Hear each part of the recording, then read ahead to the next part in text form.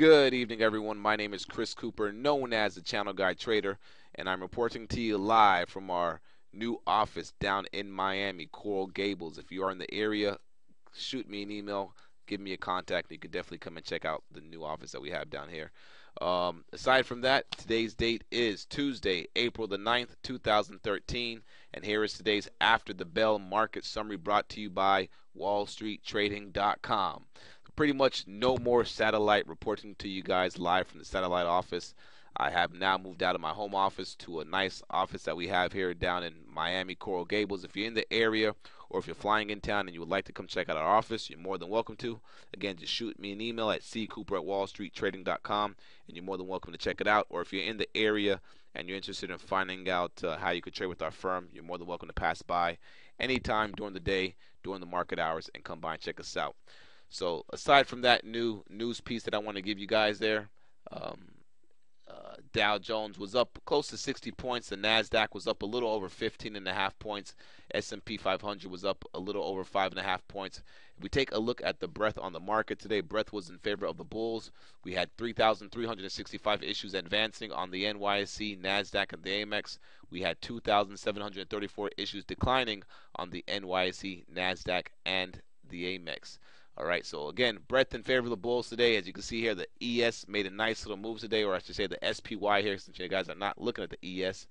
The SPY made a nice move. We broke out of these year highs right here, 52-week highs. We have yet to make all-time highs on this SPY, which is around 157.52. So for today's session, the SPY was up 54 cents, closing at 156.75, up 0.35%. Again, we had to stay bullish to neutral as long as we held above this 153.22 level that I've been highlighting here. Of course, a lot of people did not expect that gap down buy from Friday's numbers, but again, we were in this little support area down here. We still have that little bullish underlying tone in the market, so you still, what we've been looking for in the chat room, in the mywallstreettv.com chat room, we've been looking for setups where we're looking for these strong stocks that are pulling back to key support levels intraday, maybe some stocks that are showing some nice relative strength early in the morning, then pulling back for better entry in the afternoon, or at least doing that before the lunchtime here, kind of like what X did today, which we called out in the chat room today and we nailed. We called out X at 1765, which we will review that trade here shortly, but let's finish going through the markets here real quick. So in any case, SPY 157 is the level. We broke over 157 today, but we're not able to close over 157 as we had some selling pressure coming to the market around 3 o'clock in the last hour of the session here. But if we can hold above 157 on the SPY, we'll be looking for those 157.52s to get hit, and then for the SPY to make new all-time highs. All right, if we continue to hold below 157, we could possibly be looking for a move back down. If we had some more continued selling like we did today in the last hour going into tomorrow's session, we could possibly sell back down towards today's lows around 156.03 and then maybe back down here towards 155. We'll have to see. You can see here for the past 4 weeks, so we've been in a range between 157. Okay, actually the past 5 weeks, we've been in a range between 157 or call it 156.84 and this 154 level. So a $2.84 range, call it a $3 range here. That's the range you're working off of here. So when we do get a break above this level, if we do get a break above 157, we have a good base to work off of. At the same time, if we don't break over 157 and this continues to act as resistance, all right, we'll be looking for a move back down towards the bottom of the range towards 154, and then we'll gauge it from there. But in the short term, again, Friday we hit a low on the SPY, 153.77. 153.77. We've been going up for the past 3 days here now. So now from 153.77 to a high of 157.32. All right, and you have to know that we've been traveling that much distance right there. Okay, 2 consecutive higher closes on the daily chart. And that's what we're looking at on the SPY. I don't want to go too much more into details of that because, there's really not much to talk about aside from the market continues to get dip buyers in there, and you have to look for those sectors that are getting some nice money order flow into them during the day to look for some cash flow opportunities. If you take a look at the ES chart, all right, the ES as well, the ES was flagging overnight right here. Let me take off my drawings here real quick so I can show you guys something. The ES was flagging overnight here. Of course, they like to do the shake and bake, so they shook everybody out below 1559, which is kind of what we were looking for in the room. We were playing that 1559 level as above and below method. All right, basically above the level we're looking for a long side, below the method, below the level we're looking to get short. So you can see it broke below 1559, triggered some shorts, and got back above 1559, triggered some longs back on the market, and then you can see this was a nice little shakeout here, and the market was able to rally to the highs of 1568, which was a level that we gave out this morning as R2, and the S2 level we gave out this morning on the ES was actually 1555 half, which was the low of the day. So we nailed that pretty much to the T here, going into today's session. All right, so if we take a look at the triple Qs now for the Nasdaq, excuse me if I'm bouncing all over the place. Again, I'm just getting back to doing these daily videos here now that I'm back in the nice little centralized location to work out of here. And I have not done the midday or market update videos here for the past 3 days or so. Now we're back in the groove of things here. In any case, they're taking a look at the triple Qs. The triple Qs did, break down below that key level that we were watching for that that rising bear wedge. You can see we broke below that level, right below that 67.85 level. We shook in some shorts on that gap down day, and now, of course, hopefully they're squeezed out there. I hope, hopefully you're not still short the Qs if you were trying to short on this gap down day. In any case, that causes, that could, cause a nice little rally for a short squeeze, because we have some people that are short the market below this level right here, and if the market continues to get hot, if the market continues to move higher, right, those people that are short the triple Qs from below 67.85, they're going to start to cover if they're still short, and then people are going to recognize, hey, that maybe the Qs are going to break out of this little range that we've been trading sideways in for, the past 1, 2, 3, 4, 5 weeks or so. So you're going to get those buyers to come in. Now you have two different buyers. You have people that are short from down here trying to cover. You have people that are recognizing that the Qs may want to push higher, so they're going to get long above a 69.10 hold, and then we could get that nice move up towards 70. We'll see how that plays out. Definitely have to watch the Qs here in the short term to see what they want to do. As the triple Qs, they're not, they're still trying to work their way to new 52-week highs, or pretty much, they're still trying to work their way above last year's highs around 70.58 up here. So if we can break above the 69.10 level, we can make a nice move up towards those 70s. And if we, don't break back below 67.85 and we don't break back above 69, look for this nice little range action that we've been in here. This not nice range action, but this choppy range action, the triple Qs. And this is not bad at all at the same time, because during this whole chop action, what you should be doing as a trader is looking for stocks that are showing relative strength. If you're expecting the market to go higher, or if you're expecting the market to go lower, you're looking for stocks that are showing relative weakness here. So all in all, this is a good time to do some research on stocks that are in the Qs to see which ones are showing some strength, which ones are showing some weakness, and play it from there. So 69.10 on the triple Qs, and then 67.85. If you take a look at the IWM, which sold off today, but then was able to recapture its losses off the lows, all right, you can see here the IWM, which was down 0.29% today, closing down 27 cents at $92.22. Still, got to get back over this 92.70 level, call it 93. That could very well happen tomorrow if we have a fall through day tomorrow on the market to the upside. All right. At the same time, if we don't get back over 92.70, this thing may want to come right back down here towards these lows, 90.50. All right. We got to continue to watch this going into here tomorrow and see how this reacts, how this sets up for us tomorrow. All right. Not going to look at the euro and the dollar because I want to kind of, shorten these videos to some relative information here. So let's go ahead and take a look at U.S. Steel. U.S. Steel was a trade that we called out this morning here.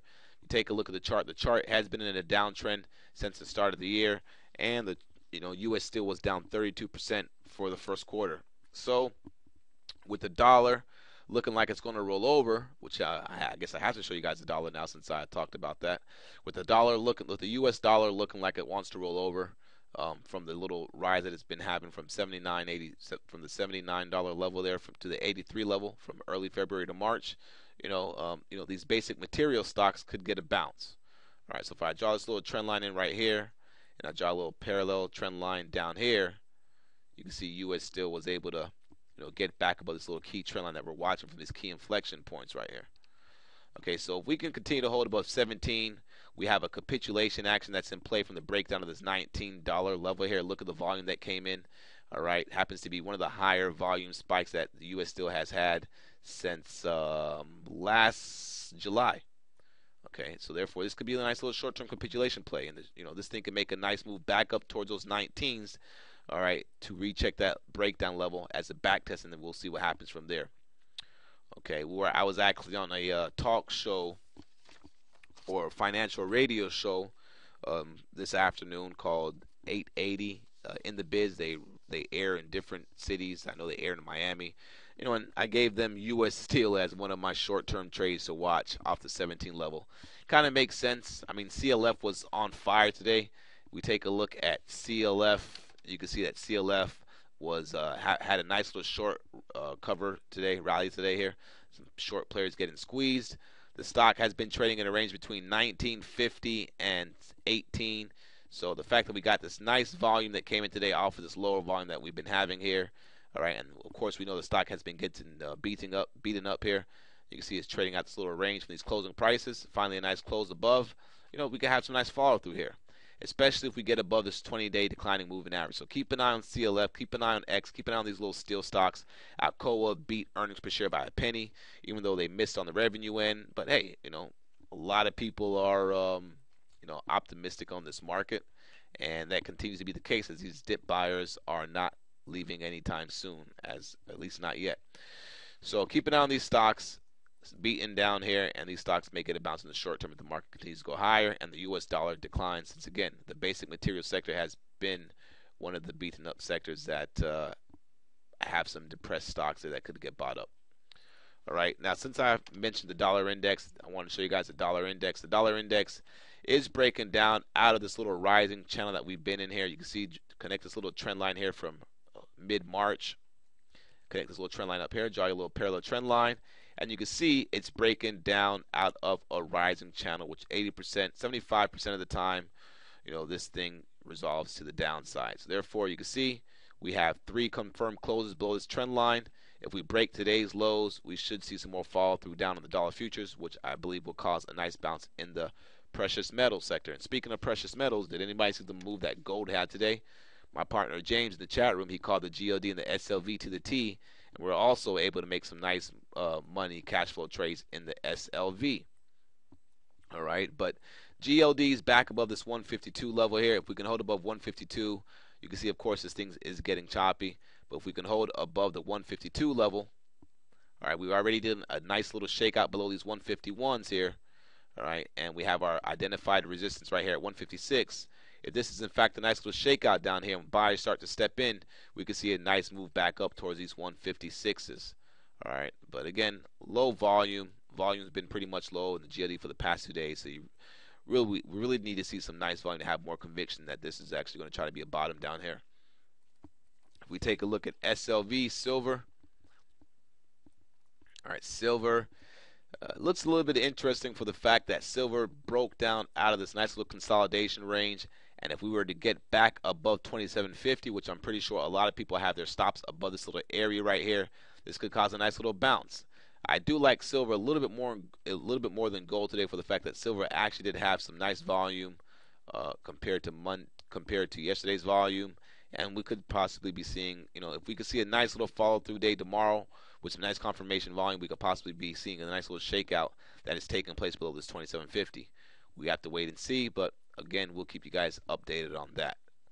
All right, the GDX had a nice little bounce today as well. It was up $1.38, up close to 4%.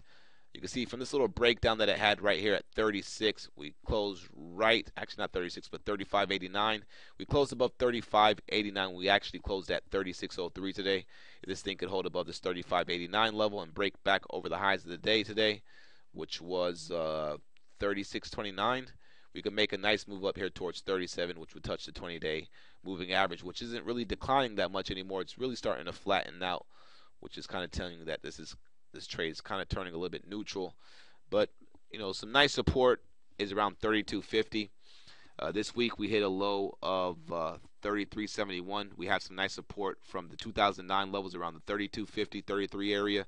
So who knows? This could be a nice little short-term bounce that's trying to develop in the gold miners. I mean, the gold miners have been in a decline since September of 2011, and then they also have been in a nice little rapid decline since October highs that we made here around 54.64. So keep that sector on watch.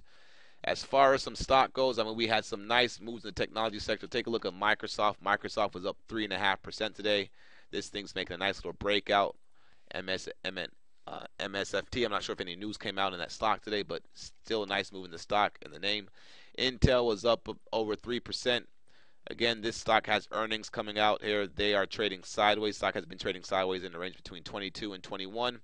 If we can get a nice little break over 22 with some nice volume on the chart down there, then we can possibly be looking for a move up here towards these highs around 22.60 or so, about another dollar higher.